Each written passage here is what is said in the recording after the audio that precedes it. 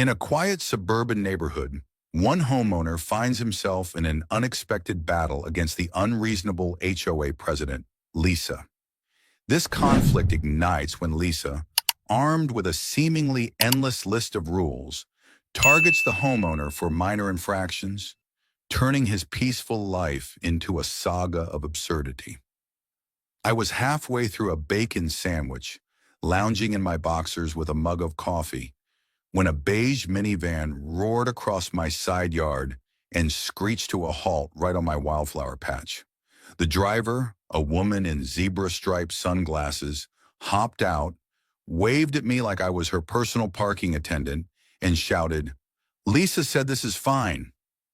I froze, mouthful of bread, staring at the dented hood now flattening what used to be my uncle's butterfly haven. Rage boiled up, and in that moment I knew this was war. 6 months earlier, I'd moved into my late Uncle Tom's property, a charming farmhouse on the edge of a prime HOA neighborhood. Tom left me everything: the house, the barn, the fields, and a scrappy lot next door I planned to turn into a workshop someday. For now, it was a meadow of waist-high grass, wildflowers, and a couple of garden gnomes Tom swore kept the deer away.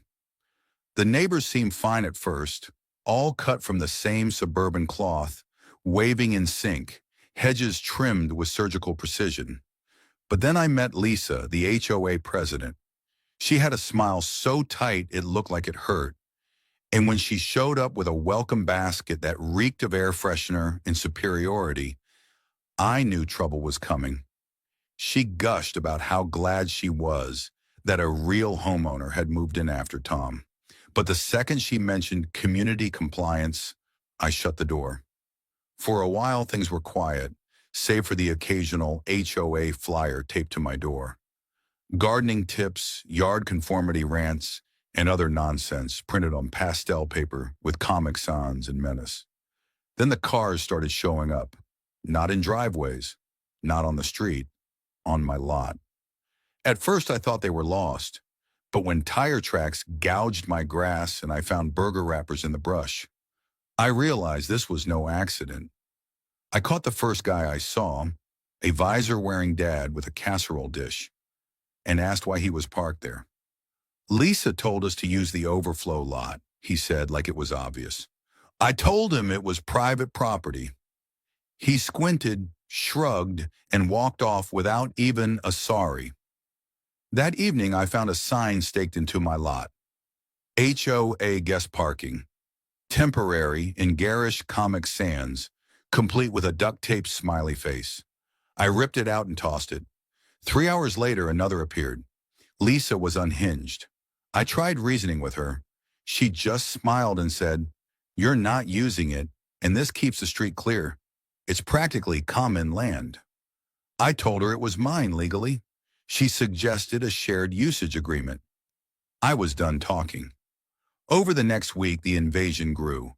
Cars parked inches from my fence. One guy changed a diaper on my grass like it was a park.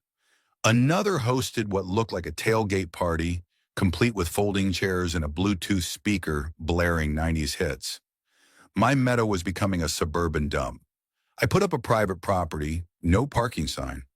By morning, it was flipped with "just kidding" scrawled on the back. Then I came home to an oil stain, black and slick, soaking the roots of Tom's prized native plants. That was it.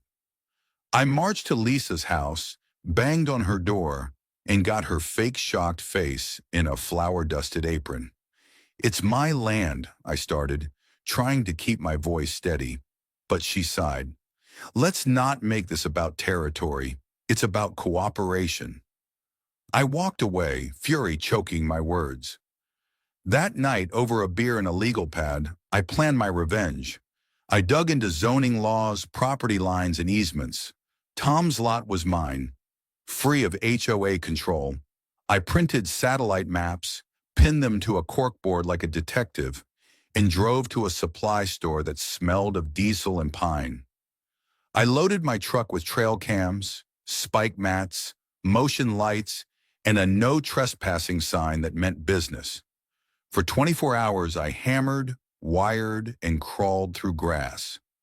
I hid spike mats under turf, rigged cams to my phone, and tested the setup with a wheelbarrow. The spikes hissed like vipers. Perfect. My meadow was now a fortress, and I couldn't wait for the first trespasser.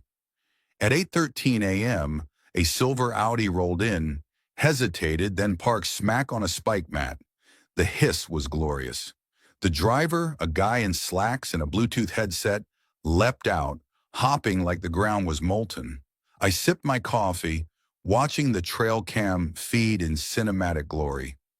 He called someone, and soon Lisa stormed up in a lime green windbreaker, radiating fury, not at me, but at the universe for exposing her lie. I stepped outside, casual as ever. "What did you do?" she shrieked. "Secured my property," I said. "It's not a parking lot." She claimed I couldn't trap community land.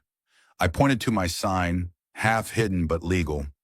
"Private property, spike strips in use. Trespassers assume all risk." A QR code linked to a folder I'd named Lisa's Parking Saga. Her face twisted as she spotted it. "I'll report you," she spat. "Please do," I said. "The cops love footage." She sent a tow truck and tried to block my cams, but every pixel was saved. That afternoon, an HOA letter arrived, fining me $1,200 for unsafe conditions and disrupting harmony. I laughed so hard I nearly choked. My lawyer friend Sarah called it adorable and told me to keep documenting. I doubled down, adding voice-activated cams and floodlights. That night, a pickup crept in, lights off. The driver laid cardboard over the spikes. My intercom blared, "You are trespassing." He bolted, knocking over Lisa's latest sign. I labeled the clip "Cardboard Idiot" and saved it. Lisa taped another fine to my door, $2,500 for psychological hostility. Sarah confirmed my lot was zoned independently, untouchable by the HOA. Neighbors started watching. Some peeked through blinds. Others gave quiet nods. One guy flashed a thumbs up. I added floodlights that lit the lot like a stadium. 3 nights later, my cams caught 2 figures, one with a flashlight, dragging plywood to cover my spikes. I hit the speaker. "Smile for the cops." They ran. One tripped hard. My heart raced with excitement when my trail cam finally caught a trespasser trying to sneak onto my property. It was a moment of pure mastery. Everything I'd prepared for was working exactly as planned. As I reviewed the footage, a wave of satisfaction washed over me. The spike mats, the motion sensors, the cameras, they weren't just paranoid overkill. They were justice. But the victory was short-lived. Lisa stormed onto the scene not long after, her face twisted in frustration and disbelief. "This is just a misunderstanding," she insisted, waving her hands in exaggerated dramatic motions like she was auditioning for a soap opera. I couldn't help but chuckle at how absurd she looked trying to dismiss cold, hard evidence. "You can't just set traps like that," she snapped, her voice rising with indignation that only made the whole thing feel even more ridiculous. I just raised my coffee and took a sip, savoring the irony. It wasn't just about protecting my land anymore. It was about standing up to a self-imposed authority who thought rules didn't apply to her. This comical standoff was more than a petty feud. It was a battle of wills, and I wasn't backing down. The footage showed a pink hoodie, Lisa's niece, the HOA's golden child. I saved it as Lisa's Night Raiders. As the conflict escalated, the fines started rolling in like clockwork. One after another, Lisa and the HOA bombarded me with accusations more ludicrous than the last. I was hit for excessive wildflower growth, then unapproved lawn ornaments, and even a charge that basically accused me of emotional landscaping. It felt like a cartoon villain had taken over City Hall. But something shifted. The neighbors, once silent and peeking from behind blinds, began to speak up. One by one, they told me their own stories, Flower pots banned, kids' chalk art scrubbed off sidewalks, dog leashes measured with rulers. The shared frustration brought us together. I wasn't just fighting for my own rights anymore. I was fighting for all of us. That solidarity lit a fire in me. With each ridiculous fine, my frustration turned into determination. I struck back with paperwork, pulling county records that proved my lot's independence. Sarah drafted a letter citing laws and demanding Lisa cease her trespassing. I sent copies to the HOA board and the sheriff. Lisa retaliated with a notice accusing me of emotional terrorism and weaponized lighting. It was laughable. Then Richard, Lisa's neighbor, visited. Over coffee, he spilled. Lisa terrorized the neighborhood for years, fining flower pots, banning kids' chalk art. I grinned. She just crashed. The next day, my cams caught Lisa herself hammering a sign claiming temporary event parking, HOA code 3.2.1.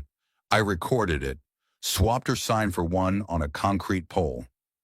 Trespassing is a crime. Cameras active. I dug in.